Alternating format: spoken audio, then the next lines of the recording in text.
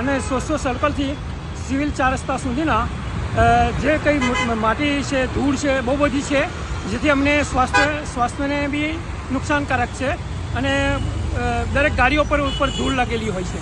તો આપશ્રીને વિનંતી કે આનું જરા તાત્કાલિક ધોરણે વ્યવસ્થા કરવા વિનંતી. કઈ રીતની તકલીફ થાય છે? શ્વાસ લેવામાં તકલીફ થાય છે, શરીર પર ઉડે છે, કપડાં ખરાબ થાય, ગાડી ખરાબ થાય છે અને બહુ બધું એમ કે મતલબ નુકસાન થાય છે.